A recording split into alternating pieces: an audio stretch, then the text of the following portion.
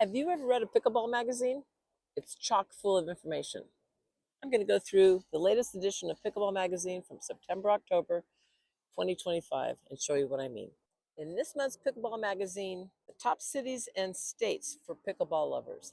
3 headlines on the cover: how 3 small paddle startups are winning big. 7 core shots every 4.0 player must master. Why beginners need lessons.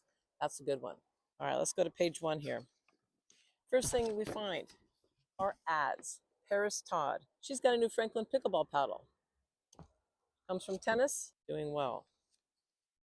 Then we have another paddle and shoe ad. This is the place you're going to find a lot of ads. More paddles by head. Then our table of contents.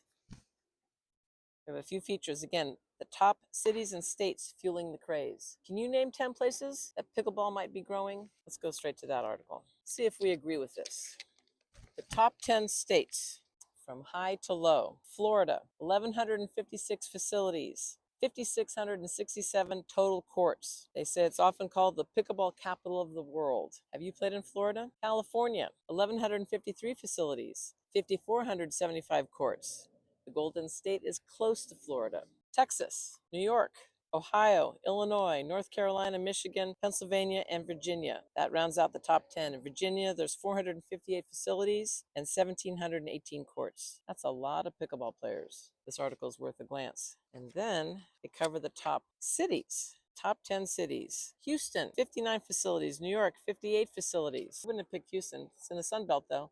Austin, 52, Seattle, 50, San Diego, 47, Chicago, 45, Cincinnati, 44, Atlanta, 43, Denver, 42, and rounding out the top 10, Charlotte, 41 facilities. That's a lot of pickleball going on. How many of those places have you played in? Now, here we come down to the scenic places to play. I've been to a couple of these. Santa Barbara, California. It's just beautiful year-round. A lot of dedicated facilities in that scenic area. St. George, Utah. That was like Mecca for me. It was only 102 the day that I showed up, so nobody was playing in the middle of the day. They went to the evening or early morning, and there were lighted facilities. Sedona, Arizona, just beautiful with the red rocks, stunning view. Crested Butte, Colorado. Boca Raton, Florida. Honolulu, Hawaii. Now I'm heading to Hawaii at the end of the month, but I'm not going to Honolulu. I'm going to the Big Island. I'm going to check out some pickleball there. New York City, New York. They've turned Central Park into quite a scene. Hilton Head, South Carolina, always a good place for tennis as well. Bend, Oregon, you can do everything in Bend. It's outdoor living all year round. Recreation sports, pickleball is at the top of that. And the top 10 rounds out with Phoenix, Scottsdale, Arizona. Of course, there's a lot of retired folks there, and they're playing pickleball all the time. The main thing is to avoid injuries, and I think there's an article in here about that. Let's see what we got. Okay, we'll go back to the table of contents and check out where the...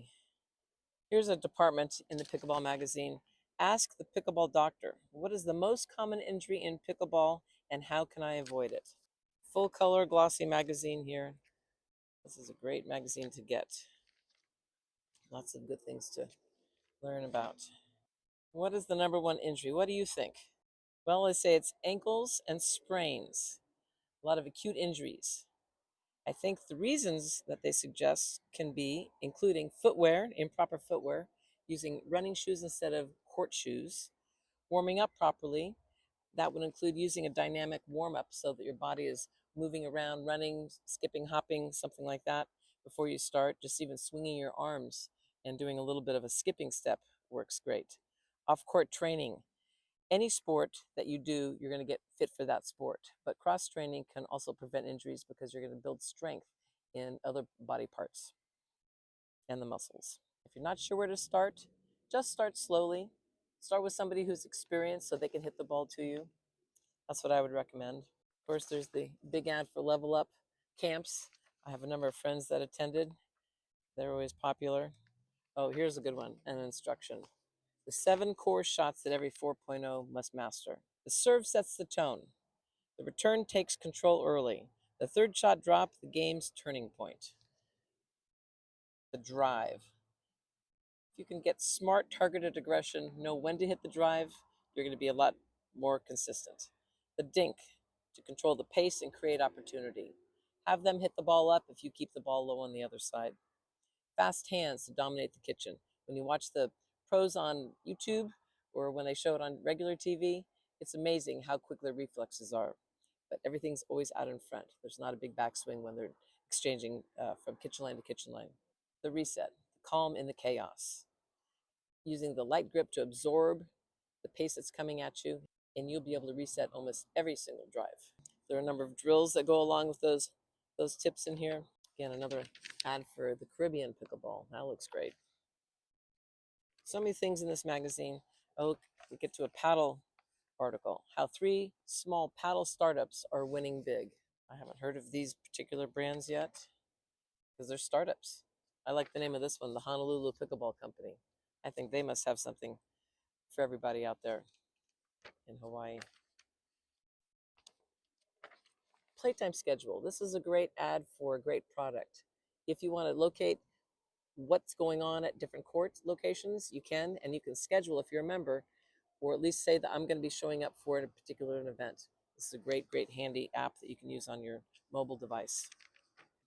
Here's a great article on Ken Sawyer and Kathleen Fors. They recently got a golden ticket to one of the national tournaments coming up in Colorado Springs and what their background and success has been. He says, or she says, I like competition and he likes competition. That's a match made in heaven. They're both athletes and they are continuing to play athletic endeavors with pickleball. Look at all these popular paddles. So many to choose from.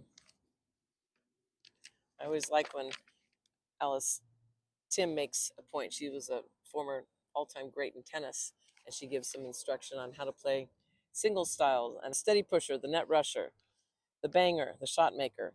All those, she has some words of advice in that article. And then we have a profile on Jillian Braverman, a pro who's making her headway in pickleball at age 35. Oh, that's terrific. She must come from another sport. She played #1 tennis at Pepperdine and now is playing pickleball. So that's it for this month's issue of Pickleball Magazine. I just picked it up and wanted to share it with everybody. If you don't have a subscription yet, go ahead and get one. It's really light reading, really great ads, lots of things to see. There's also a digital version that you can get online as well. Don't forget to subscribe and like Z Sisters Pickleball. And Z signing out.